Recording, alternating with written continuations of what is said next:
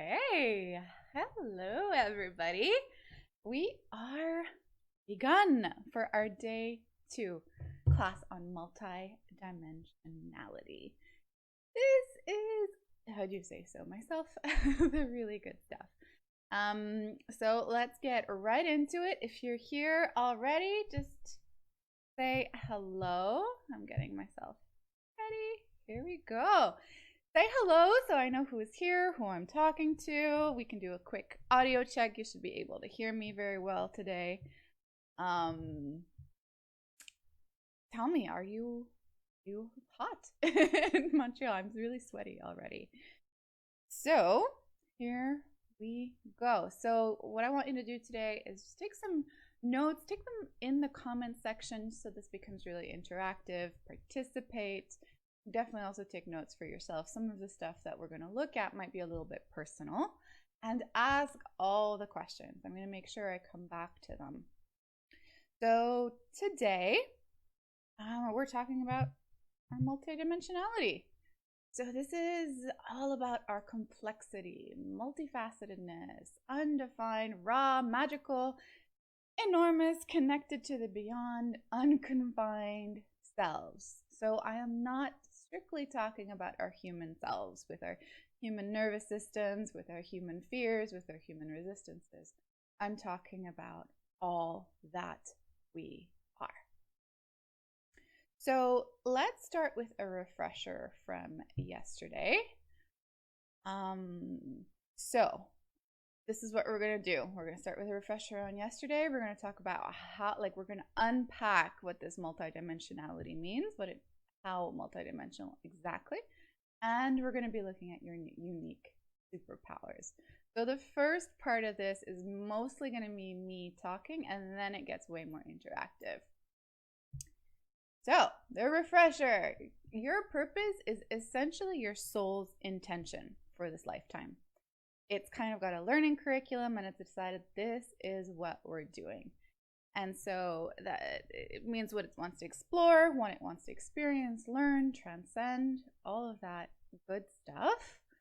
And that can sometimes be at odds with your human agenda, which really is all about, I need to survive here and now, and I need to be part of the tribal group. I need to stay safe. I like things to be certain. So they are like two operating systems happening at the same time. So when we're talking about our multidimensionality, we want to include all of that. We want to become aware, awake to all of that, so that we can embrace all that we are. One of the things that comes with that is that your soul chose this lifetime extremely intentionally. Not just this lifetime, but this body, these pains, sensitivities. Sean, do you mind turning off your alarm, please? I don't know if you can hear the bird songs in the background. They're not real birds. They're Sean's alarm. Okay, I'm going to have to turn it off.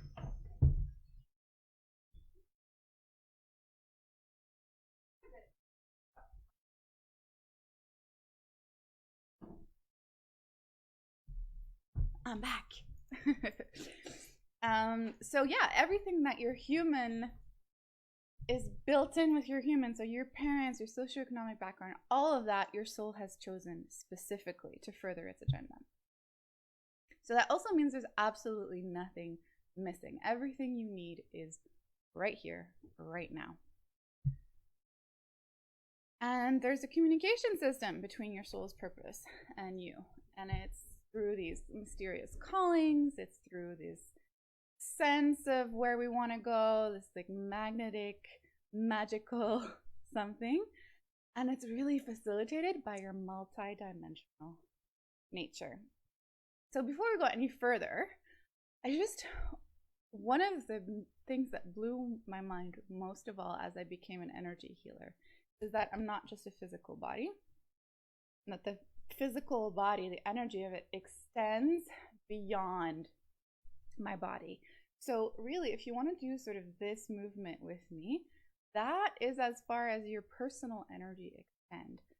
all of that has vibrating information that is, and it facilitates, your multidimensional nature is in there.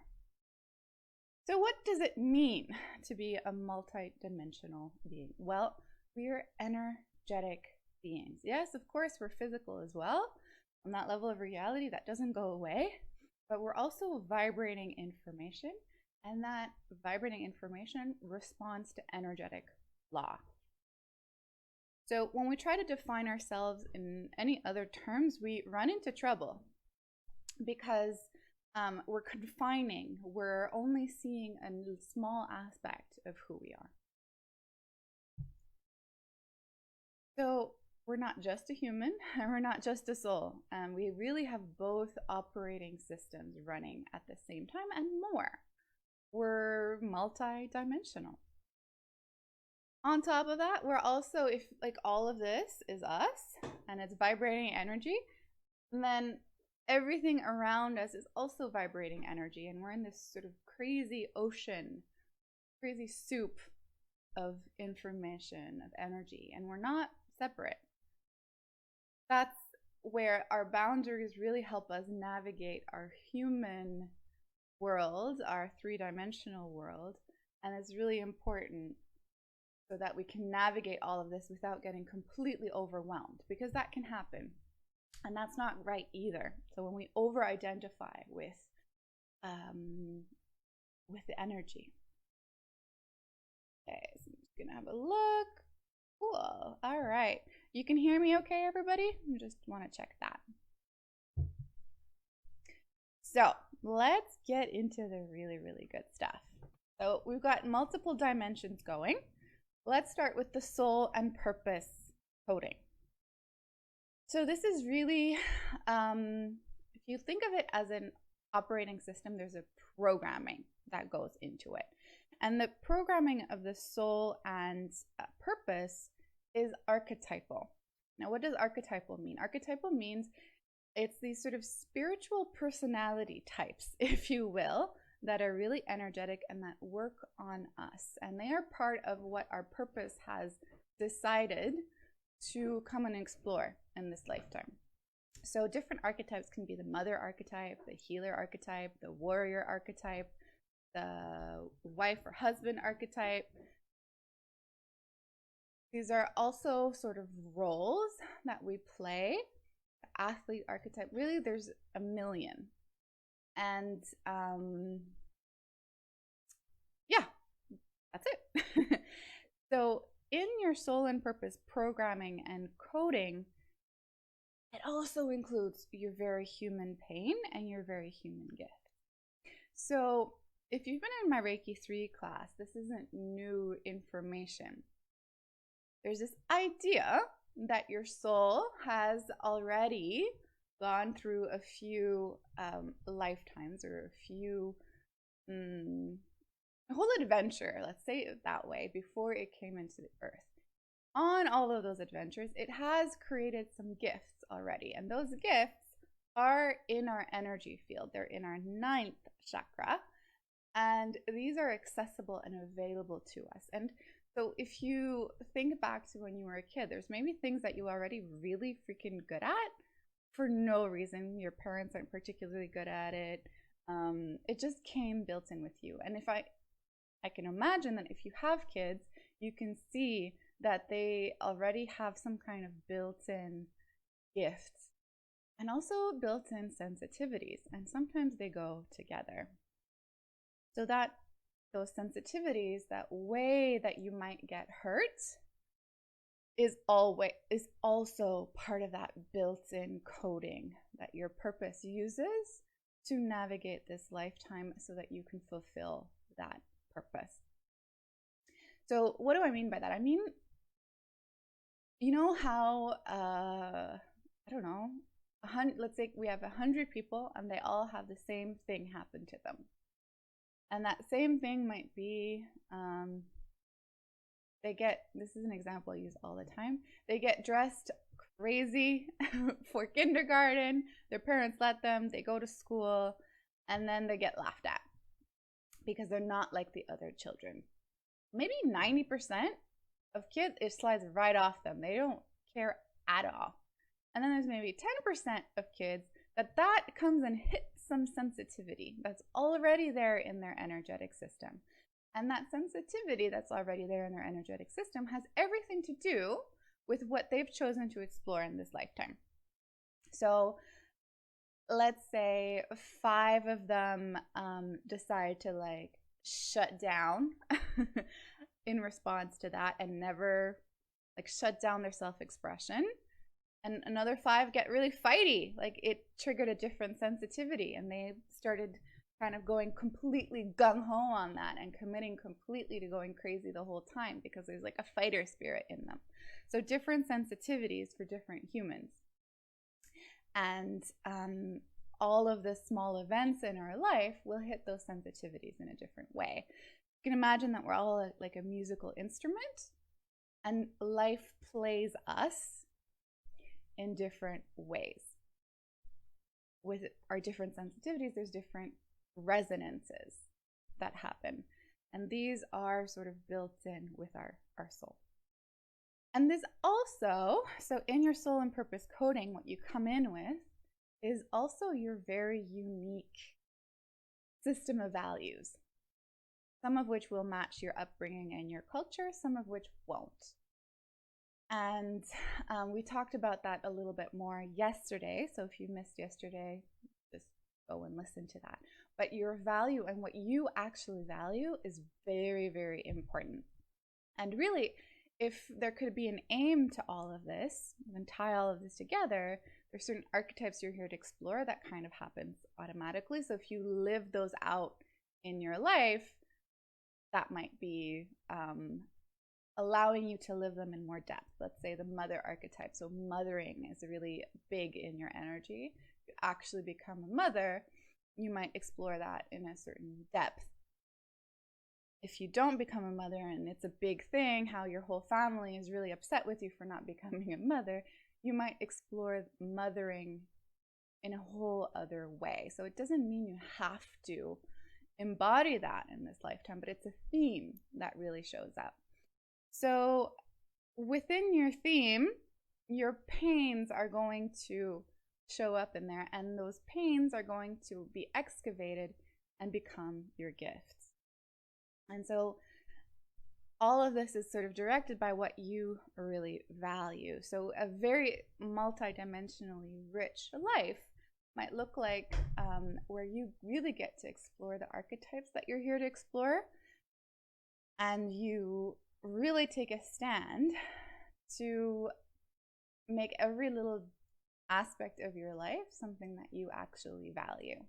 And then your life really becomes a work of art. So let's see. Next, we've got, so that was all the purpose and the soul coding. Now let's talk about the human life coding. So in your energy, so energetic, you're moving through life and your energy is coding and encoding and remembering your whole entire life. Every single moment is somehow encoded. Now, your life story is really held in your different chakras, actually, and your chakras all have different themes, and they're encoding and they're holding different information around your life. So let's say your solar plexus is really running and holding all the information around hierarchical relationships, around how okay it is for you to use your willpower, how easy it is for you to navigate life. So everything in your life gets encoded under that umbrella of capacity to move through the world and is running in that chakra system. So your whole life story is encoded in your energy. As you already knew, obviously your life made you who you are. Next, really your unprocessed emotions, traumas, and energy blocks are completely encoded in this human. So with that example that I used earlier with you get laughed at in kindergarten because you're dressed completely wacky,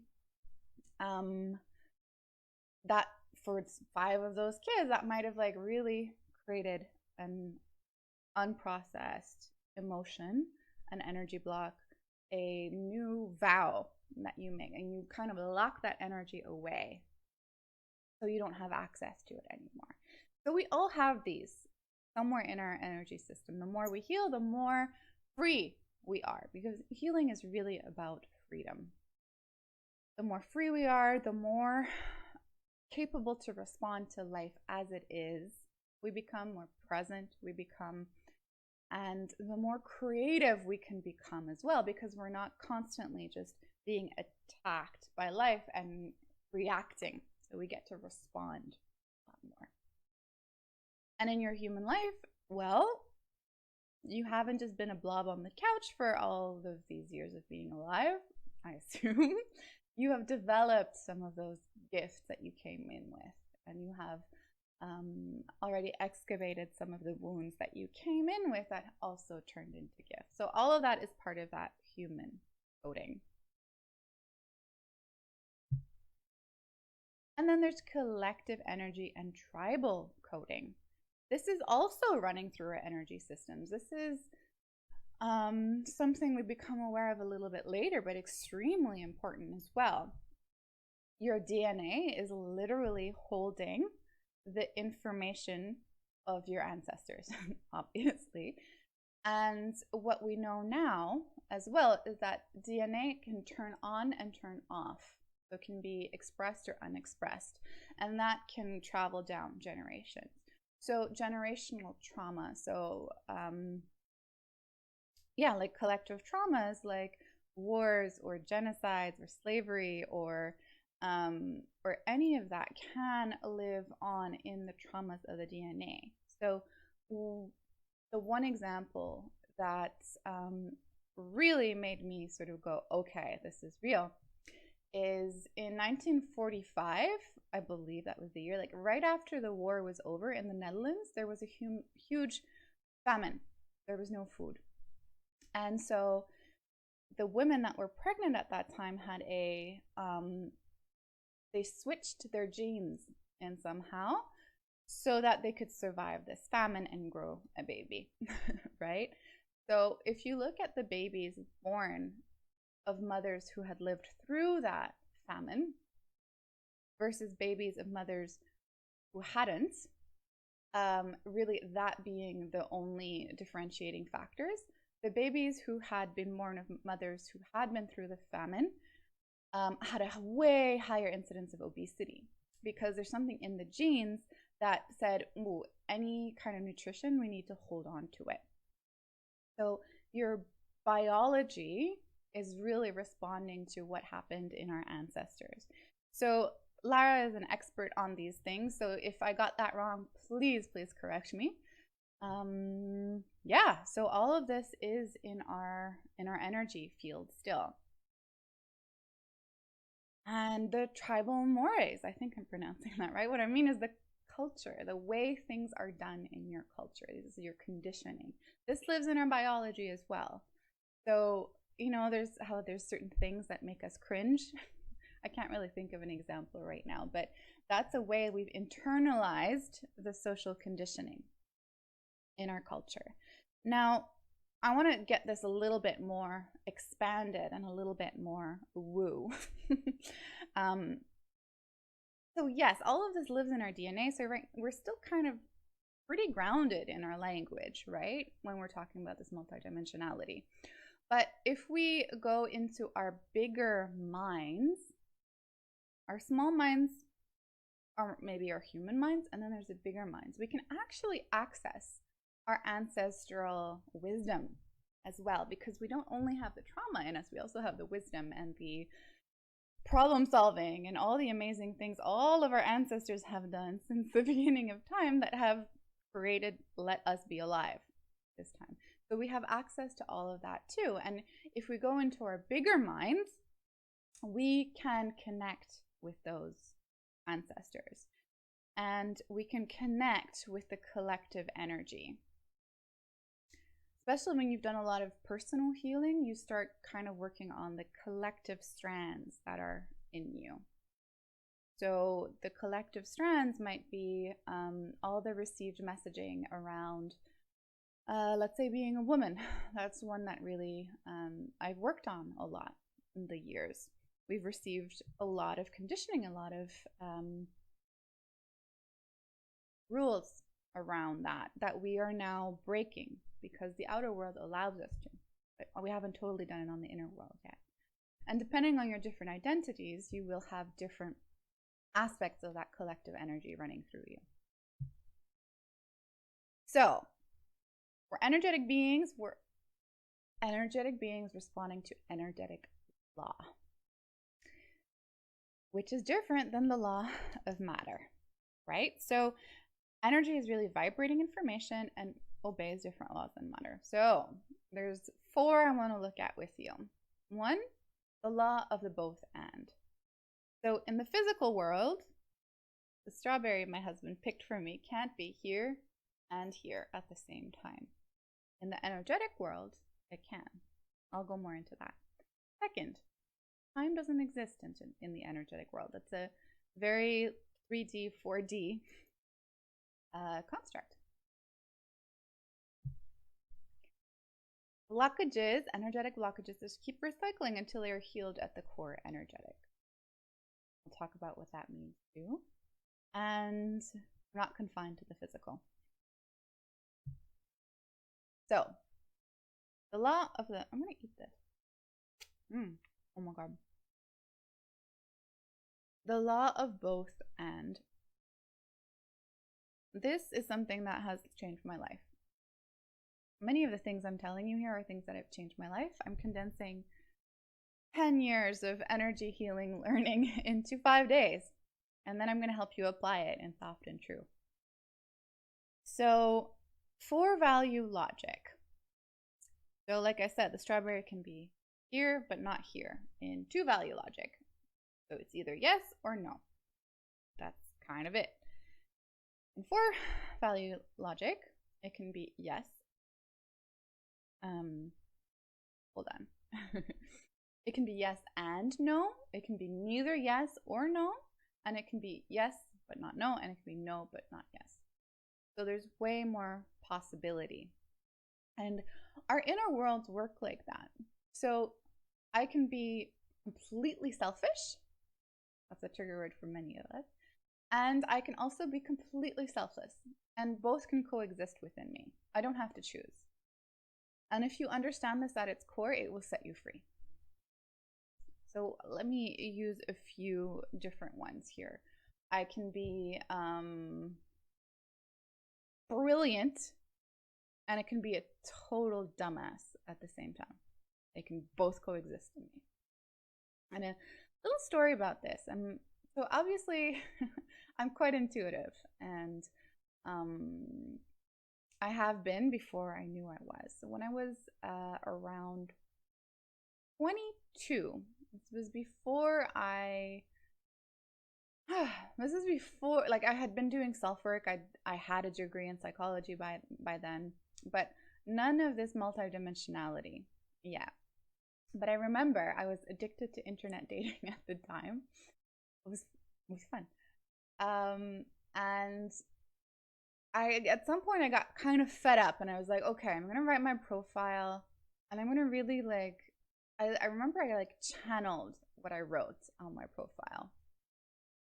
And it was something to the effect of just naming 10 different contradictions. So I want someone who can be strong and yet soft. I can be someone, I'm looking for someone who is funny but can have serious conversations. I want someone who,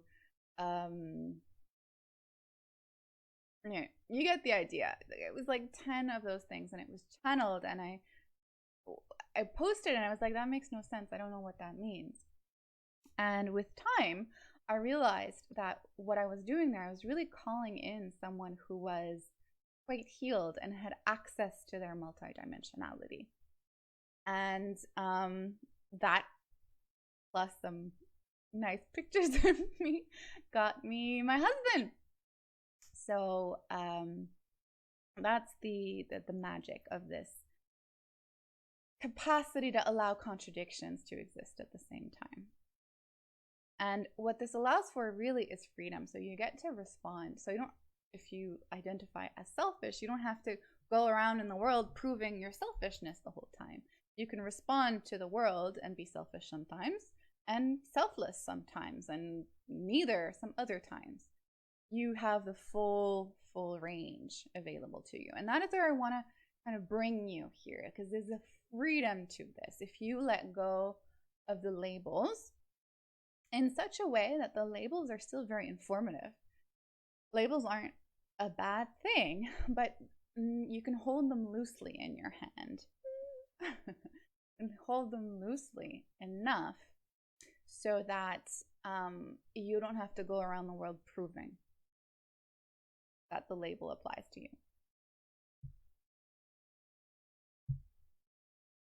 All right, the next one, energetic law. Blockages keep recycling until they are, wait, hold on, I think I skipped one. Yeah, time doesn't exist. Now, this is another really good one. If you've done Reiki 2 with me, you've explored this with me. So, as you can see, there's some Reiki builds on a lot of these concepts, and I'm building a lot of the concepts in Reiki. So the way I explain it in Reiki 2 is like, our human thinks of time as linear. Something happens and then it's over, and then something happens and it's over, and this thing hasn't happened yet, and I can plan for the future, and we're moving through time horizontally.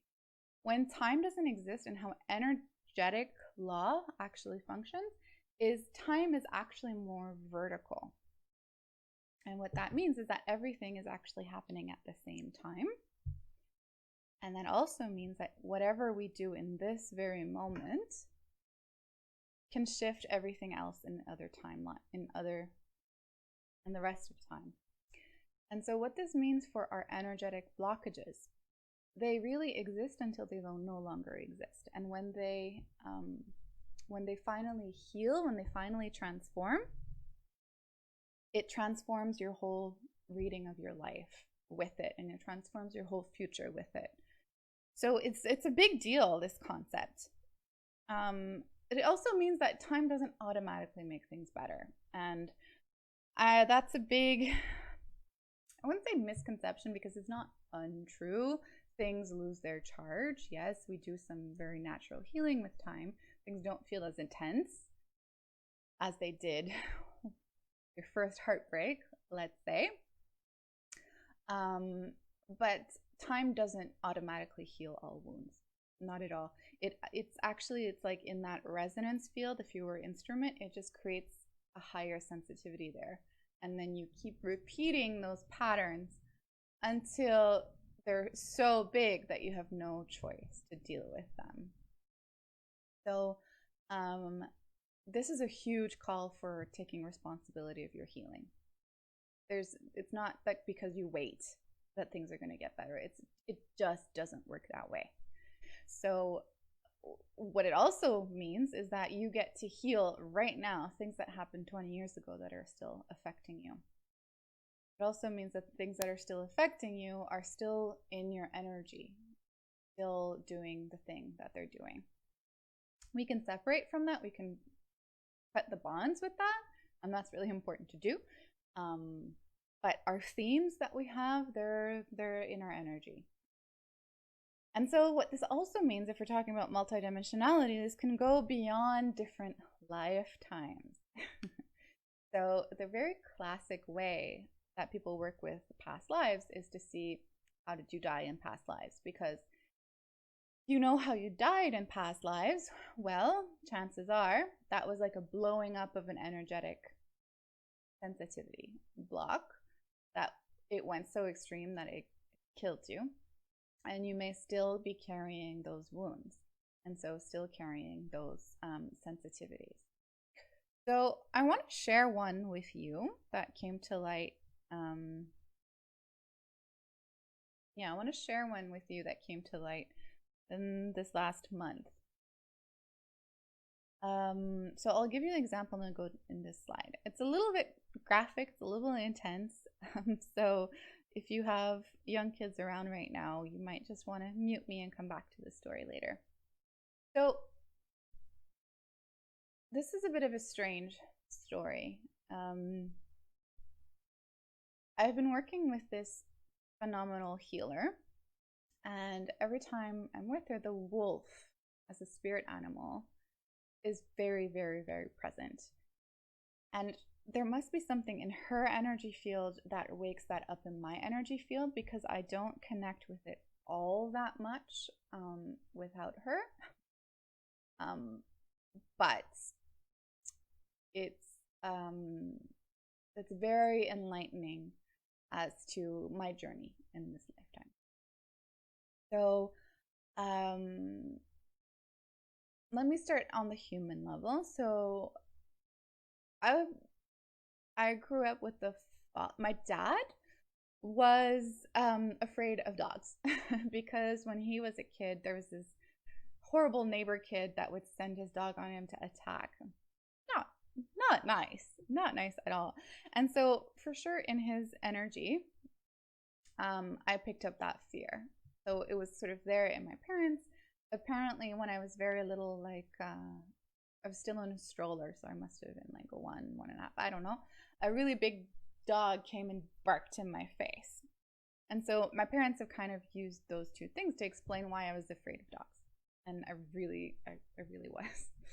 And okay, so that's the context. I'm not afraid of dogs anymore at all. I love them. At 13, when I was 13, we got our first dog, and I really got over the fear with her. Even if she had a scary bark, she was a German Shepherd Lab mix. Anyway, let's talk about the multidimensional realm now. So energetically, this doesn't seem connected to my fear of dogs, but I will show you how it connects. Energetically, one of the really big patterns in my life has been I've been terrified of my power. I've been terrified of speaking up. I've been terrified about really owning my power, because there's this like weird background feeling that if I own my power, I will hurt people. Now, in my first clairvoyant training class, somebody did a clairvoyant reading on me to look at past lives, and it was comical to a fault. She looked and she was like, oh my god, no, I can't look, I can't see. And what she was seeing was me as a Viking and doing the whole raping and pillaging thing. And yeah, so that resonated for me in a way of like, oh yeah, like no wonder I'm afraid of my power. I've really misused that in the past. It helped some healing, but it's not until this last piece of this last month got uncovered that things have really clicked for me. So this last piece is we were working with my intuition and with my voice. And I found myself back in a forest, and there had been a wolf attack. And what unfolded from that story is that I was just there and I had witnessed this wolf like ripping out the throat of this man. Like such viciousness. And as I was witnessing this, I was just sort of frozen in trauma. And then the piece that unfolded beyond that was that actually the wolf had been my wolf, my sort of beautiful animal companion, and the man whose throat had been ripped out had been my partner. And what would have happened is that energetically I would have signaled I wanted this man because he was not treating me well. And so energetically I would have signaled to the wolf to do that thing. And that really connects to some other wounds that have been running in my energy that I've never been able to really connect to my life here and now. So being really, really afraid of my power, because of course, if I'm wishing things and people die, people I'm supposed to love, of course I'm going to block that. Of course I'm going to squash that. And all this also really connects to soft and true, because the energetic behind that is that I didn't have the power to put my boundary. And this again has been a big theme in my life. I hadn't the power, and so I had to go into the depths of the most violent sides of me to make the pain stop. And so this lifetime, it feels like there's a mission to help people and to help myself use my voice in ways that are very true and a lot softer, so no violent things need to happen like that. So yeah, that's a bit of a charged, intense story, but this is what can happen when we open up to our multidimensionality. Now, I'm not one of those people that feels like you have to believe in these things for them to have value. There's as energetic beings, we're also very poetic beings, so we really respond to story. So whether this actually happened in the 3D or not, or if this is more an energetic imprint, a perfect little short film that shows me things about my own energy configuration and what wounds there are for me to excavate to make into my biggest gifts. So in this case, like speaking up when things aren't going well, really moving people out of any kind of abusive relationship patterns that can play out with anybody, really don't just have to be with a partner. Then yeah, I'm all for it. So yeah, whether they happened actually or not, it really doesn't matter to me. So it's the sort of poetry that we really respond to at a very deep level. And if you've been around me for a long time, and if you asked me about past lives for a long time, my answer was, well, we have enough to excavate in this lifetime. We don't have to go and look elsewhere. But once we've done some excavation here and we've looked at our present time life, it can be really magnificent to go look elsewhere. Okay, so this law that blockages keep recycling until they're healed at the core energetic, they really, like, I gave you this example, that wound can become a tremendous gift, where see, expression for me is one of my core values, my part of my authentic code, and it's been something that's been really painfully blocked in this lifetime. And so as I excavate that, this can also become my greatest gift. The themes are revisited cyclically because our soul's intention wants us to learn certain things, develop certain gifts.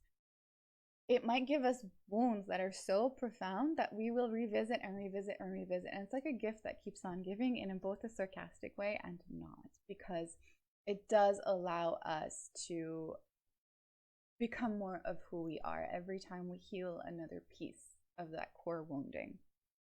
And doing that also really allows us to explore our extremes and contradictions. So, like really sympathetic to the plight of not being able to express yourself and the expression. So you become an expert on that, if you will. All right, finally, energetic law, it's not confined to the physical. So the resources and guides that you use also don't have to be confined to the physical. You can make them up. And also they are in the energetic fields. They are in everywhere. And so you can connect to the resources and guides that are in the energy, and you can connect to any of it. So for me, my willow tree is a big guide. I can just go and touch her and wisdom sort of streams in. we can connect to the different goddesses of different cultures, and they carry their energetic imprint. We can connect to different archetypes. We can connect to great humans of the past and have interviews with them. All of this is possible. And we really don't have to. So if you don't have any role models in your physical life, that's okay. You totally get to connect with those outside. Okay. So this is the part where I'd like us to get a little more interactive, if possible. So I assume some of you are doing your like morning routine, all of that. But I want to ask you, try to define all of that, everything we've just said, in human terms. Try to find like a one-liner that explains all of that. Like, what does it feel when you try to put all of that to words? I'm guessing it doesn't feel great. So another thing here is there's no need to try to be multidimensional. You already are. It's just actually a matter of letting your mind relax and melt enough to start seeing the multidimensional nature of everything. So you're already huge. You don't need to try. You can't fake anything. So the invitation really is here to relax into this. I'll move from here. Okay, let's talk about your unique superpowers. I'm just going to grab my coffee. A little less interactive, so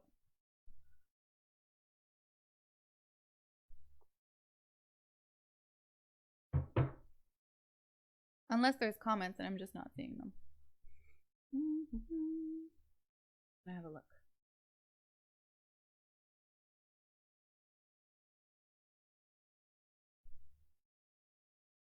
Nope. All good.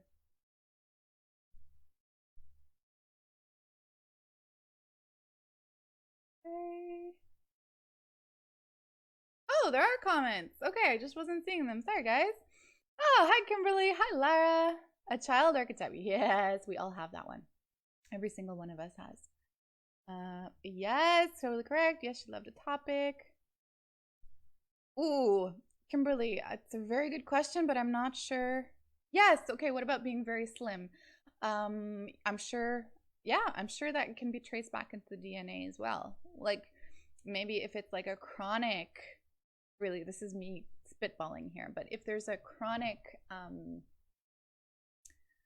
famine, or like a chronic not a lot of food available, then it would make sense for the DNA to kind of run on less and learn that. Do we always need a healer to help us discover what our past lives have been? How can we discover about our past lives ourselves? No, you really don't. With all of this, the only thing that is really the important thing is you just ask a question. You ask what past life is connected to this, and you notice what comes up in your mind, and you're gonna have to just trust it. My very first past life connection, not super proud to say this, but I had smoked some pot with my sister when I was maybe 21, and I really did not do this often at all. I didn't like it, actually, but this time was very special. And in my body, I could feel myself becoming this like 16-year-old farm boy, and I kind of knew I was in like, I don't know, the Midwest of America, and like I just became this person, and it was like my whole DNA, like maybe not my DNA, but my whole energy was shifting to become this person, and it was like a really lived memory. It was super weird, but that was okay. So there was some marijuana involved, but no healer in particular. Nor had I really asked that question, but you can just, in normal consciousness, get into the here and now, and open yourself to your bigger mind and ask. Let me know what you find. Whirlwind. Okay. So I'm seeming to have like a little bit of a delay here. So, cool. All right. So I've got, yes, there are hints to past lives, like completely with something. Yes, exactly. Like things that are like overly present in your energy. For you, like the Titanic. Okay, that's cool. Well, cool. I don't know. But yeah, exactly. All right, are you ready for your very unique superpowers, you guys? Okay, so we talked about energy blocks and all of that. So your wounds and gifts really live on a spectrum, and they're indicators of your superpowers. So there's hints to where you can find your superpowers, and those are in your wounds, those are in the gifts that you came in with, what you've been shamed for, and what you're called to.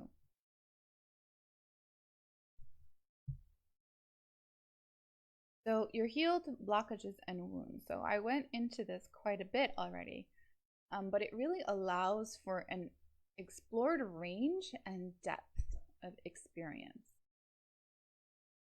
And because your wounds and pains aren't super dramatic, doesn't mean they're not wounds and pains that can become real superpowers. So I think one that a lot of people might be able to identify with is if as a kid you were teased, or you were somehow like set below other people, depending on how you're built, right?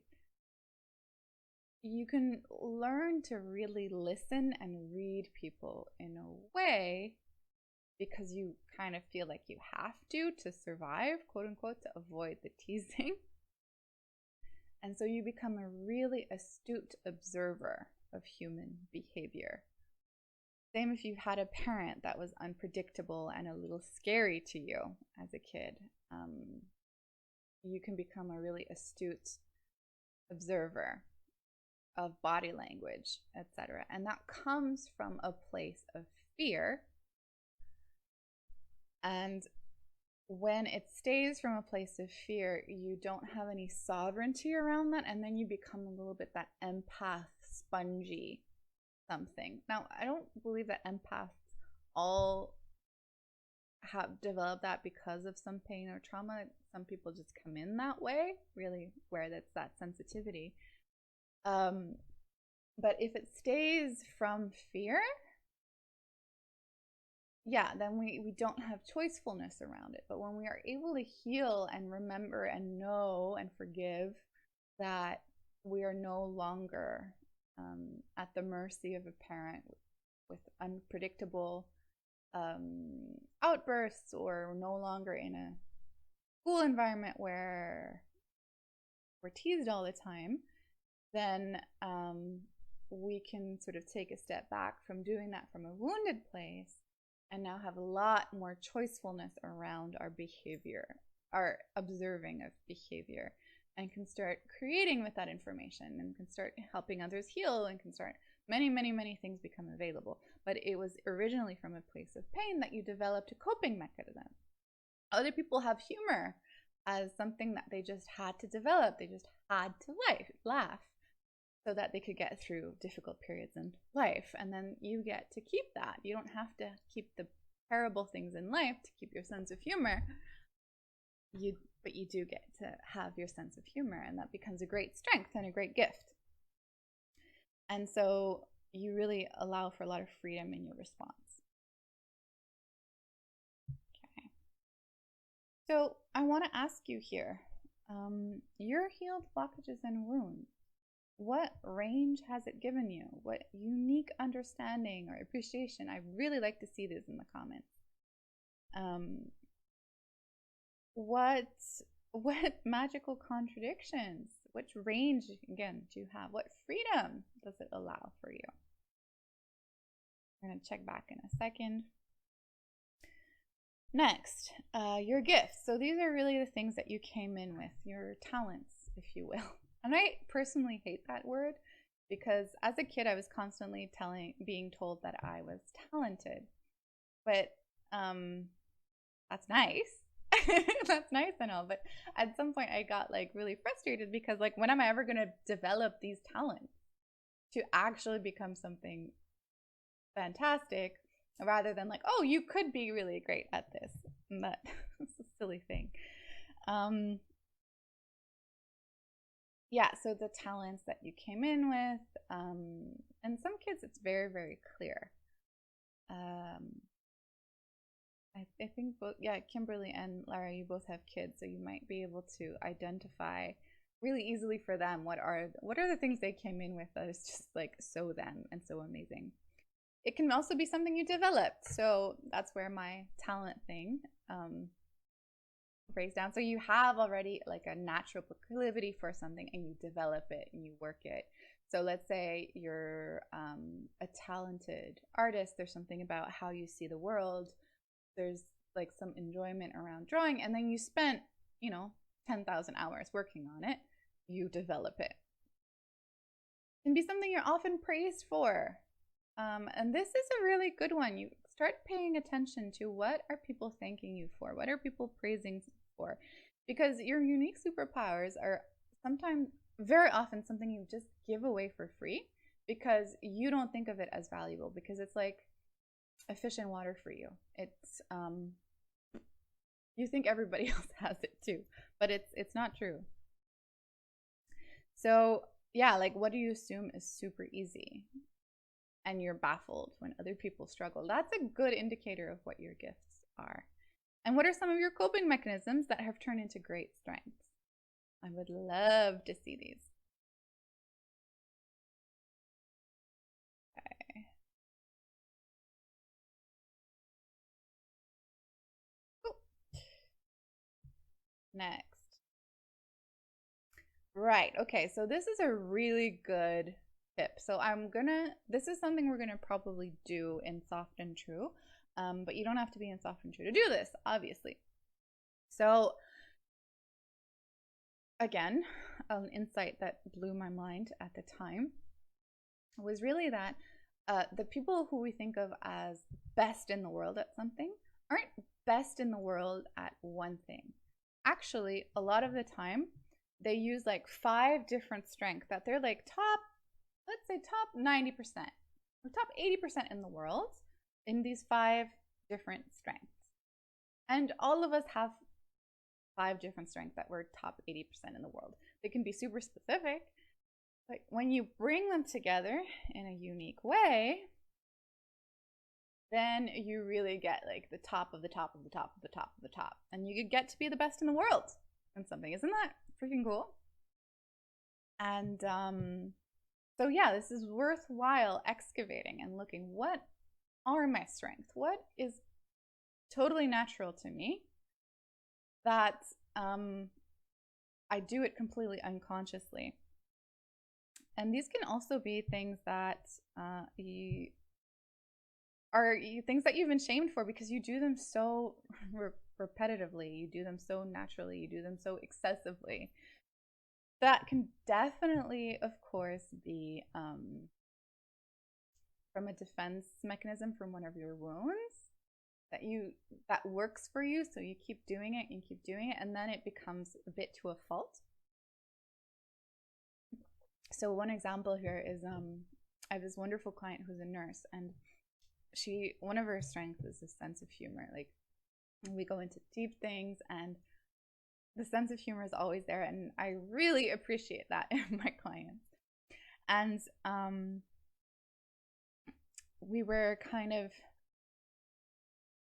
she was reminiscing about what it was like when she started as a nurse.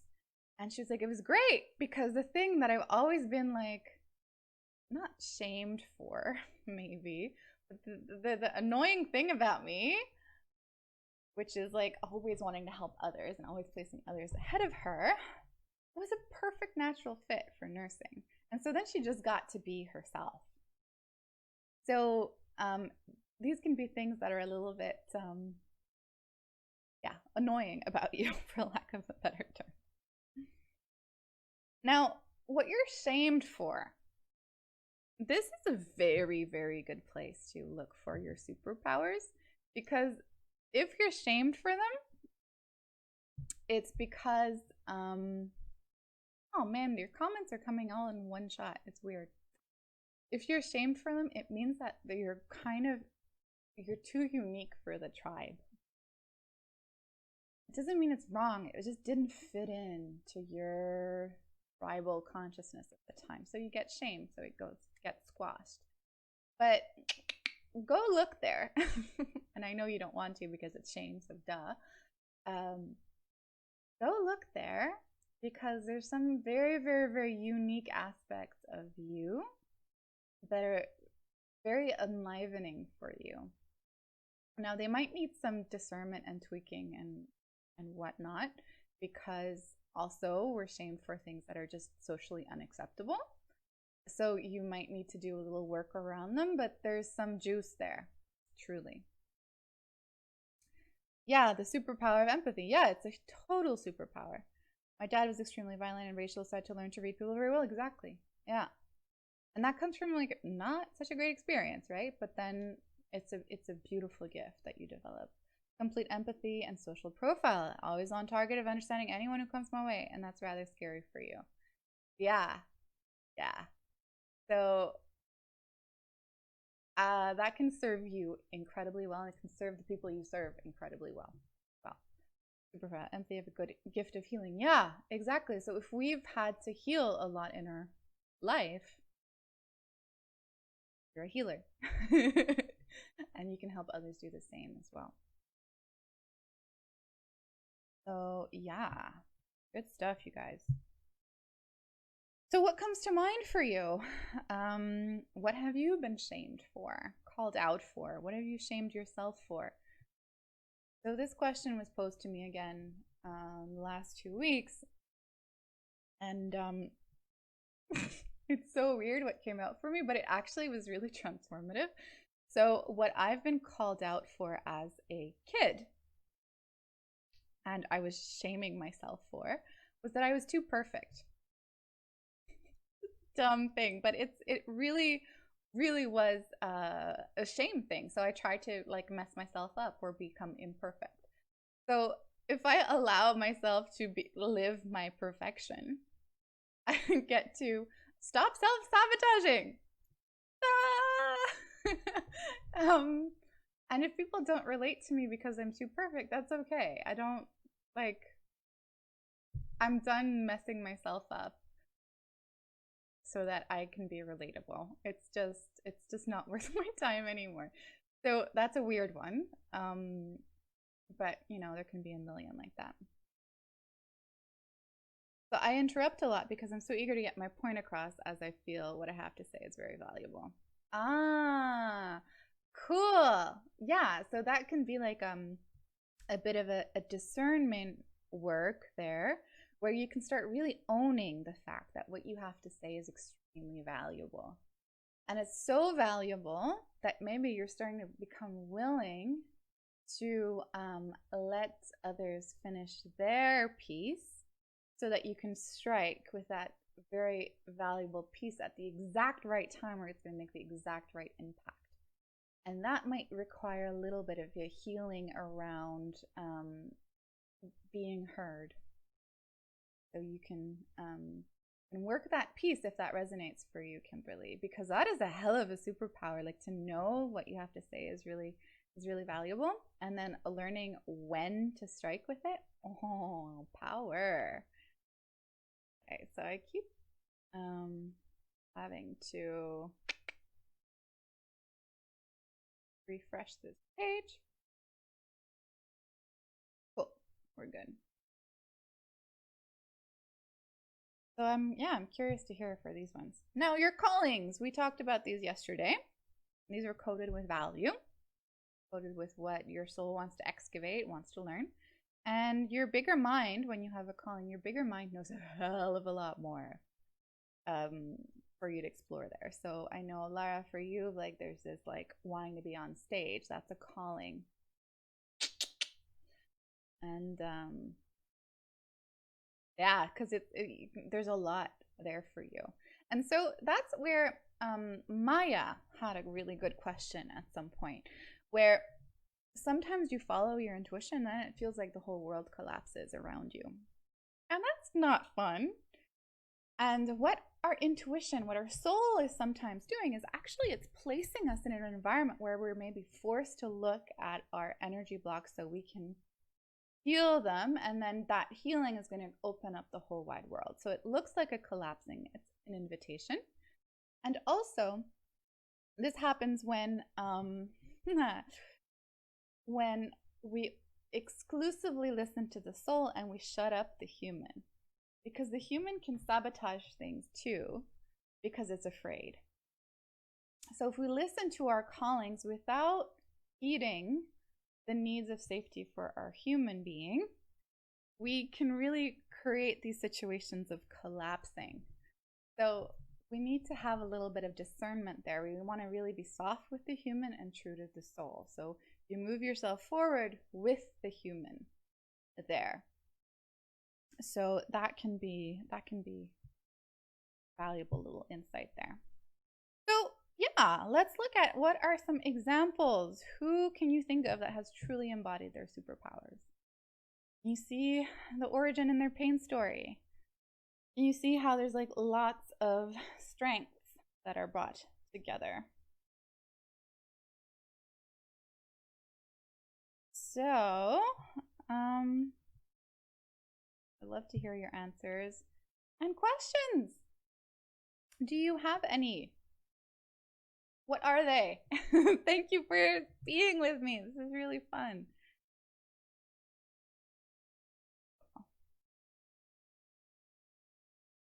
Yeah, okay. As a child and as a professional, I have been shamed to remain quiet. That speaking my mind will get me into trouble. Uh-huh. Uh-huh. And see how speaking is your superpower? Yeah, unleash that, Lara. Unleash it. And, you know, do the human healing you need in the background so that you have the discernment. You may be kind of learning to speak things in such, which you have been, I know, speak in such a way that they can be received. But that is a powerful one. Yeah, often feel misunderstood and not heard. Yeah, so you can provide that to yourself. And then from there, you get to have a superpower. Okay, any questions? Right, so type in any questions you have. Chantal did a really good job of writing a question per thing, so I think I'm going to go with her questions every time as I wait for your questions to come in. So her question was, how can all my superpowers tie together? Well, that's the question to be asking yourself. The answer is in the questions. It's a really great question to ask yourself. First of all, like you can make a mind map and look at like, what are my strengths? How do they all tie together? What would be the perfect environment where this is a superpower? Remember, like my nursing client, she found the perfect environment where her habit of serving is perfect. Then and that gives you a really amazing picture of where to place yourself in the world so that you can be at your highest and most valuable and your most successful. And when I say successful here, I mean living your purpose, being soft with your human, being valued and rewarded for it from the outside, sure, but really from the inside. So a sense of fulfillment, a sense of yesness. So let me see. I'm really having a weird delay.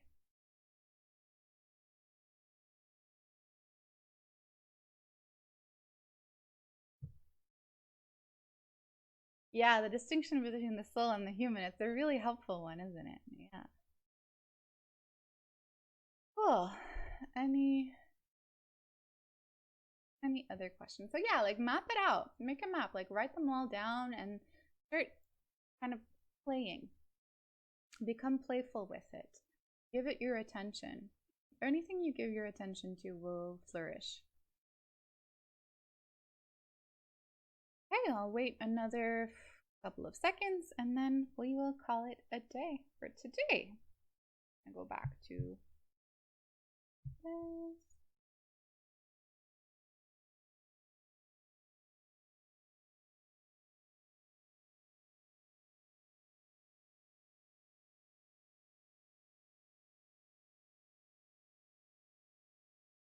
Do a little dance.